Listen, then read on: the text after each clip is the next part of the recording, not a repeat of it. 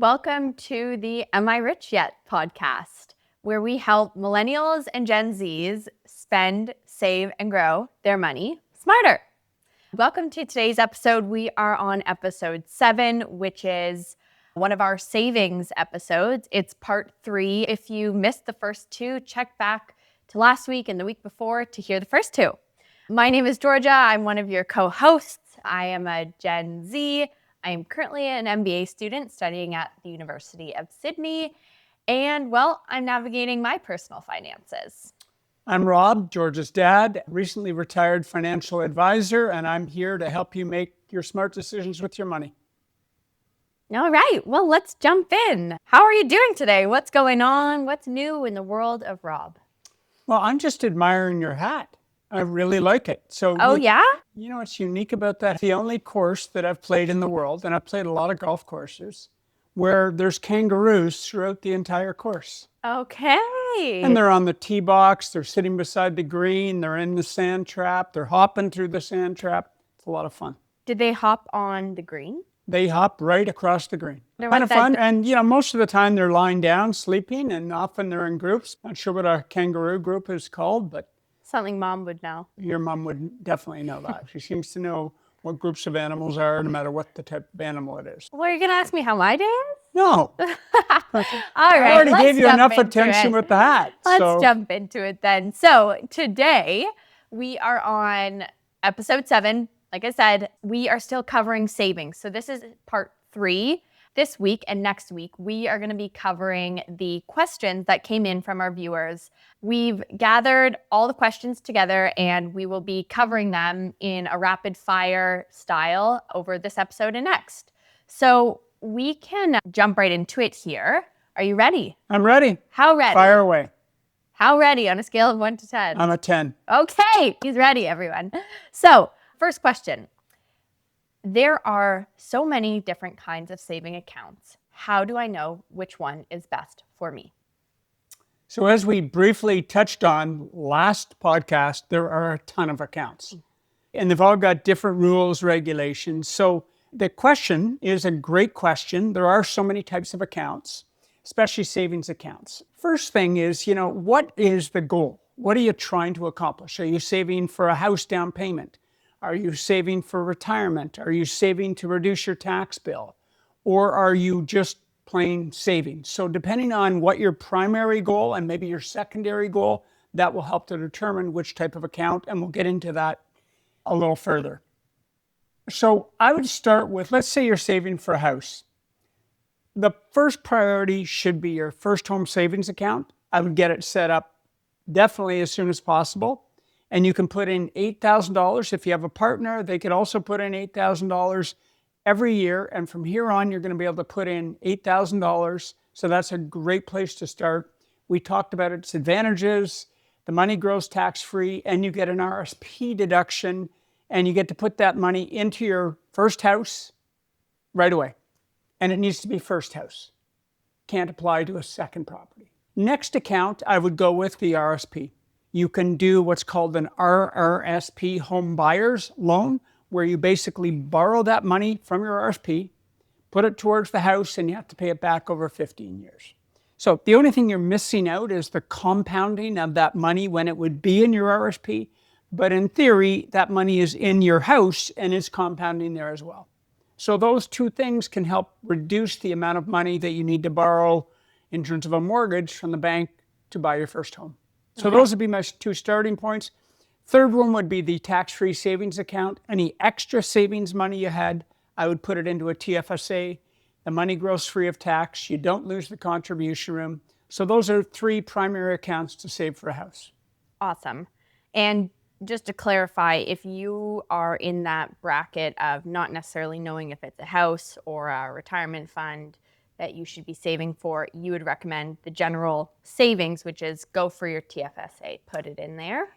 Depending on your income. If your income is really low, $30,000, you're not going to save a lot of tax by putting it into an RRSP.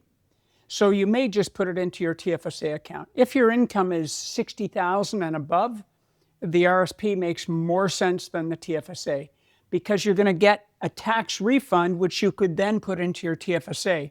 So if you put $6,000 into your RSP and you're at a 30% tax rate, you get back 30% of six, which is $1,800. You could then put that into your tax-free savings account. So now you have $7,800 working for you. Okay. So for the people that hear that and might have a bit of let's say they're in that bracket of making $60K or more a year, and you're recommending an RRSP, but maybe some hesitation comes from the fact that you can't take out that cash whenever you want. But what you're saying is the tax return that you'll get on that, you can then invest that into your TFSA. You can take RSP money out, okay? The problem is if you've got $50,000 in an RSP and you take out $15,000, you're going to pay additional tax that year above your regular income. It's going to cost you, if you're in the 40% tax bracket, it's going to cost you 40% of 15 or $6,000 in tax. So it's not that you can't take money out of an RSP, it's just expensive to do it. Got it. Okay. What if you're saving for taxes? Okay, so that's a great question. If you're saving for taxes, the first home savings and the RSP are the two best because you get a tax refund. TFSA, there is no tax refund. So the other two would take priority. So it would be RSP if you're not saving for a home, first if you are saving for a home, and then first home savings, and then finally would be that TFSA. Reducing your tax bill is just as important as getting a good rate of return on your investments. The writer writes in, if I'm 30 and want to do an MBA and have $100K in savings to afford it, can I deplete my savings account? How do I know how much I can take out for an appropriate expense? Georgia, you just did exactly this. What's your take on this? Now that you're 3/4 of the way through your degree. Well, the listeners are here to listen to you, but some things that come to mind, first is that an MBA should increase your earning potential. So there's value on the other end there.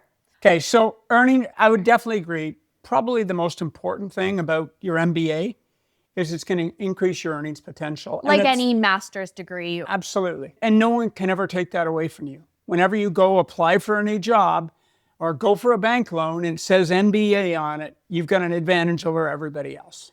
Or any other degree. For sure. I think what you need to make sure is you've got a little bit of a backup plan. You need to leave some money aside, whether it's a line of credit that you have access to, or you leave some money in a TFSA account or an RSP account. You want a fallback position because you're not working, you're in school, it's a lifestyle change. And depending where you go to get your MBA, it's not cheap. You may have had to move to a different location. You chose to move to a different location. You could have done it in Toronto, but that's up to everyone's got a different program that they're going to apply to and that they want. And maybe a specialty that they want. Mm-hmm. So that would be my comment on it. I think you can deplete your savings, but leave yourself $10,000, $20,000 of flexibility somewhere. Got it. Because you might not get a job right away. The economy could be down and it may take time to get the job that you really want. So nice. Pursue your, continued studies, continued education, but maybe don't drain your savings account to zero. Give yourself some wiggle room, like 10 or 20K. Next question. What's the right approach to managing lifestyle inflation as our incomes grow? How much should we increase our spending versus increase our savings? So here's my take. You don't need to go over the top. So you've got a 10% pay increase. Increase your savings by 10%. So if you're saving $1,000 a month, it's now $1,100 a month, an extra $100 a month. If you wanted, you could put 50% towards savings. I mean, if you're saving for a house and you want to get in there within a few years, you probably need to save more than just that 10%. That's how I would. Every time you get a pay raise, you should increase your savings rate. Proportionally. Because otherwise, you're going to fall further and further behind. Your savings, you won't be saving that 15%. If you just increase your savings, the amount of your pay raise, the two are going to match. Make sense? Yep. Okay. And like we said in a different episode, you almost forget that money even existed. So you increase your savings proportionally, you still have extra, free cash for you to spend how you please, and you're still kind of getting that feeling of, hey, I just got a bonus, I just got a promotion, a raise at work, and I'm making a bit more? So it depends how that raise came. Did you get a lump sum? If you got a lump sum, then you should put whatever your savings rate is into the investment itself as a lump sum. You receive $10,000, take $1,000 or $1,500 and put it into the investment account that you're saving in, okay? If it's just a pay raise, it's going to come over a period of 12 months, then just do the dollar cost averaging. Yep. Increase that by the 10, 15, 20%. Okay, awesome. So next question. I work a 9-to-5 job making just shy of $80K a year. However, most of that money is leaving my bank account faster than it comes. On top of working my full-time job, I'm an artist funding and investing in my entire career. There's not much reward right now. My biggest concern is figuring out how to properly budget for not only my artist needs, but also my ability to save for the future. My take on this is pretty straightforward. I think when you've got conflicting things, the easiest solution, and you're never going to be wrong here, is to do both. Save a little bit for long-term savings, put some money aside for your artistry. Because we know artists don't make a lot of money in this country. Sometimes you can, but it's a long haul to get there. So maybe you're saving to both. You're never going to make a wrong decision if you split it. You could make a wrong decision if you put it all towards long-term savings, and then you got to pay taxes to get that money out, and you put nothing aside for your secondary career. So that would be my take on that. The next question here is, help me to understand what it means to max out your TFSA and RRSP. If you log in to the Canada Revenue Agency website, you can find out how much TFSA room you have remaining and how much RRSP room you have remaining. When you receive your notice of assessment from filing your taxes the previous year, which is called an NOA, you get a number that shows how much you can contribute to your RRSP. There's a couple of different places you can find that information. Maxing it out means by the end of the year, you've used up all of your contribution room. Not just for that year, but since it was available. Georgia, you might have $30,000 worth of RRSP room. If you put $30,000 in this year or next year, you may have maxed it out. You've used all of that room. If you've only put $10,000 in, you haven't maxed it out. Yep. Same applies to the TFSA. And is it optimal to max it out? Absolutely. It's your choice. But again, we went back to what are the advantages of doing it? The more you can put in, the more you can save, the better off you are. For sure. Okay, awesome. And what was the name of that website again that you can go to? CRA website. Okay. A little complicated to get in. You'll need your previous year's tax return because they ask you to line number 177 and line number 253. Got to have your social insurance number. It may take you a week to get access to it. Once you have it, it's pretty straightforward. Okay, there we go. Next, I'm looking to get into investing. Where should I start? What are the pros and cons / differences between an RRSP, TFSA, and a first-time homebuyer's account? Okay, so we've covered this pretty much all over, but if you're just getting started, go back to that, what's the big priority? Okay, this is very similar to the earlier question we had. What's your main priority? Start with that first. If you can't decide whether you're going to have a home, then maybe you have two priorities. Put some money in the RRSP, put some money in the first home savings. Get the tax money back, put it into the TFSA. So that's sort of a three-prong approach, and you're not just taking advantage of the first home savings, you're not just taking advantage of the RRSP, you're taking advantage of all three accounts and the tax differences in them. So that would be my recommendation. Figure out the priority. If you can't, then divide it up a third, a third, a third. Right. And if you're someone that's still trying to, like you said, figure out what their priorities are, would you recommend talking to friends and family? What would be your take for someone? Well, you might think, okay, why am I saving for a home? I don't want to buy a house myself. I don't have a partner right now. So it doesn't seem like a priority. But, 2 months from now, you meet a partner and they're ready to move into a house pretty soon and you want to contribute and you don't have $1 in your first home savings account, you're at a disadvantage. So I would leave your options open. Leave your options open. As we said, almost 2/3 of Canadians have their own home. So you probably want to head in that direction. Okay, awesome. Last question for this episode. When I have money I would like to put into savings, how should I prioritize organizing them into different savings accounts? If your income's low, TFSA is a great account. You don't need the tax savings. You're probably only saving 15 to 20% on your tax and your contribution. So you're better putting money into that TFSA. And then there's no tax implications when you need that money. If you're buying the first home, we talked about that. First home savings account, RRSP account, and then TFSA. If you're in a high income, you want to save taxes. RRSP, first home savings, then the TFSA. So isn't it interesting how the priority, depending on your priorities and your income level, each account is a little bit different. If you're making north of $100,000, you got a tax problem. So definitely RRSP, definitely first home savings. If you've already got your first home or condo, then maybe what you're doing is you're just maximizing that RRSP. We talked about that, using up your full limit, then doing your TFSA.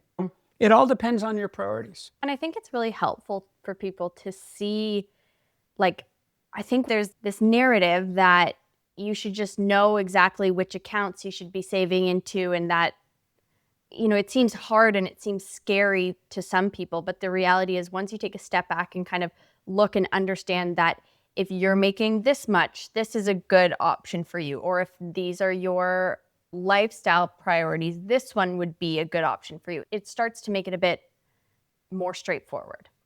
And I think what I would take from this, not everyone understands this stuff. It's Greek to a lot of people. It's like a foreign language. And that is completely normal. Half the population aren't numbers people. They don't understand all these different accounts and the numbers and all that. Just the same way some of us don't understand art. Can't write a good sentence if we tried. Can't even speak a good sentence if we tried. So we all have our skills and strengths. Some people don't have the financial skill. Probably you're better suited one day to have a financial advisor. Right. But we'll talk about that later on. Yeah, and I think another thing to note is that, just because you're not a numbers person, or, math wasn't your strongest subject in school, doesn't mean you can't learn this stuff. I mean, we're talking about it. We're having everyday conversation about it here. Our listeners are one step ahead of everyone around them who isn't trying to learn more about this stuff. I got an idea for our 27th podcast. We're going to do a pop quiz, no studying.